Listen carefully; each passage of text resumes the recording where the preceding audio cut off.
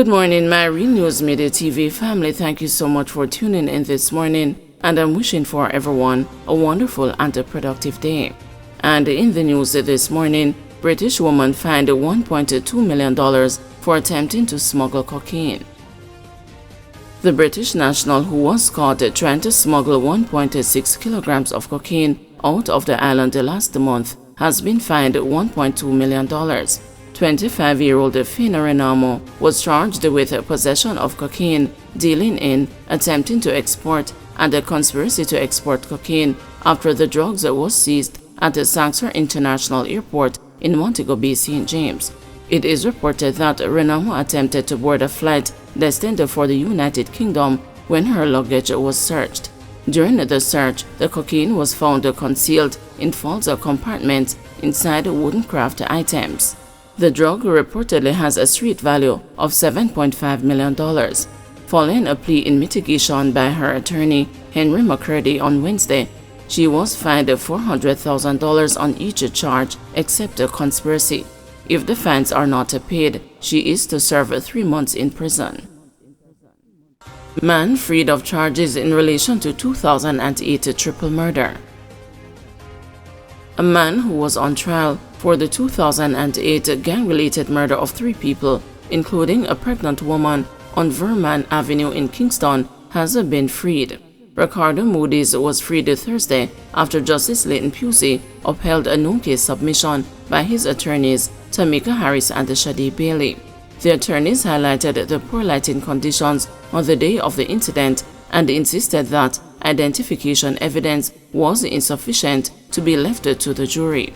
The issue was further compounded by the unavailability of the witness for cross-examination. The evidence presented was primarily documentary or on paper, as the main witness has died of natural causes. Mr. Moody was charged with 4 other men, all of whom had been released on bail but were subsequently murdered. Alleged child killer to return to court on July 25. Devon Williams, who is charged with the murder of 3-year-old Asher Campbell and the injuring of 5 other people in Port Maria, St. Mary, was remanded into custody when he appeared before the court on Friday. Williams was remanded based on the request of his lawyer, Dane Marsh, who said he is awaiting vital information from overseas in regards to his client. The judge granted the request and set Williams' next hearing in the St. Mary Parish Court for Thursday, July 25. Campbell was laid to rest on Sunday, July 14.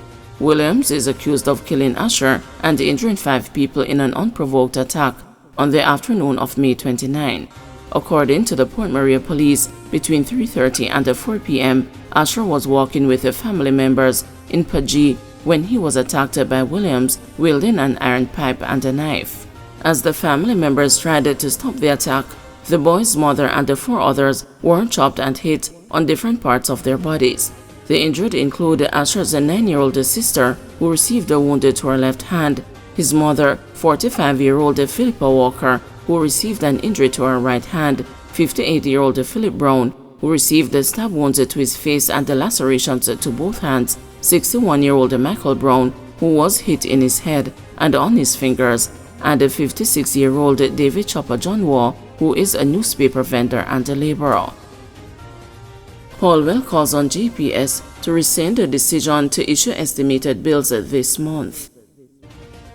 Opposition spokesperson on energy and climate change, Philip Paulwell, has chastised the Jamaica Public Service Company, calling its decision to issue estimated bills to customers this month unconscionable.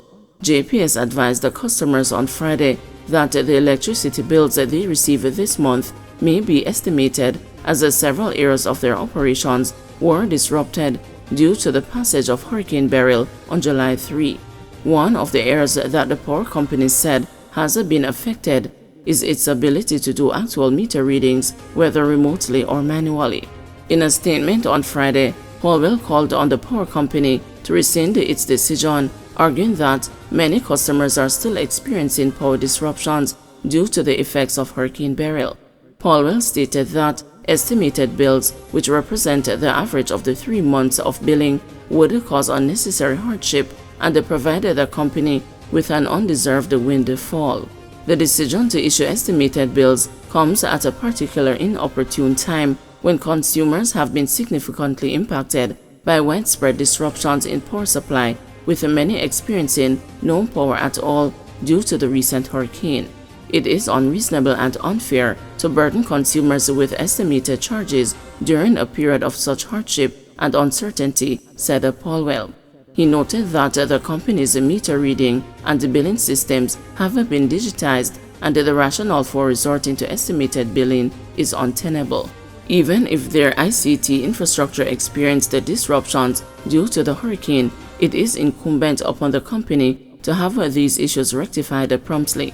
The reliance on estimated bills under such circumstances not only questions the company's preparedness, but also its commitment to providing reliable and accurate billing to its consumers, Powell argued. He added that there is also a pressing concern regarding the financial implications of this decision. Powell said that it raises the question of whether the consumers will be reimbursed the overcharged amount with interest once the actual usage is determined.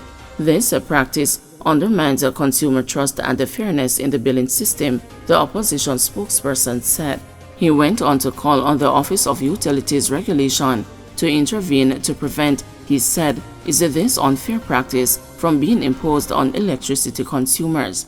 He further emphasized the need for GPS to enhance its resilience and responsiveness in the face of natural disasters, ensuring that systems are in place to provide uninterrupted and accurate services to consumers.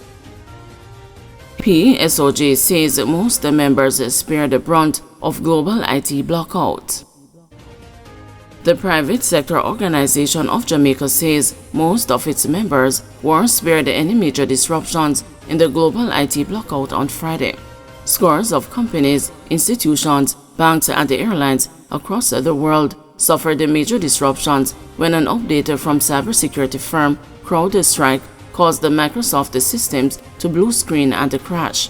The boss of CrowdStrike admitted it could be some time before all systems are back up and running. Speaking with the news on Friday afternoon, PSOJ President Mitri Siaga said the organization is conducting an assessment to determine the extent of the disruption locally. Well, some people have been impacted, but in a small way, based on the information we've been able to gather. We understand that this attack was on major companies like banks and insurance companies and the airlines and things like that. We also understand that this happened in other jurisdictions hours before, so we had a bit of a warning period. With that said, we've heard a few cases. There's one company that was exporting some products, some perishables, and the flight got cancelled. That affected them. We heard another company's emails was out. But all in all, based on what we've heard is happening around the world, I think Jamaica has gotten off quite easily. Meanwhile, there were at least 5 flight cancellations and several delays across both major international airports in Jamaica on Friday. MBJ Airports Limited, the operators of Sangster International Airport, reported that 2 flights to the U.S. were cancelled. 2 arrivals from the U.S. were also cancelled. In an update Friday afternoon, senior advisor and strategist in the Ministry of Tourism, Delano Seavright, said Jamaica held up reasonably well. Yeah, we did have quite a bit of disruption today in light of the fallout caused by the cyber issues globally. What we do know is that just about a third or over a third of our flights were either delayed or cancelled today. Most of those disrupted flights were in fact delayed, and we expect that the system, our affairs, will stabilize over the next 24 to 48 hours. So there was quite a bit of dislocation in terms of delayed flights primarily, and some cancelled flights. But for the most part, we held up reasonably well so far. A Spirit Airlines flight scheduled to arrive at the Norman Manley International was also cancelled on Friday. The tech disruptions across the world have hit airlines, banks, businesses, schools, government, and some emergency services, with one expert saying it could be the largest IT outage in history. In the meantime, the Jamaica Cyber Incident Response Team and the major organized crime and anti-corruption agency are working with entities across Jamaica that have been affected by the global outage affecting Windows-based systems, utilizing the CrowdStrike endpoint detection and response software.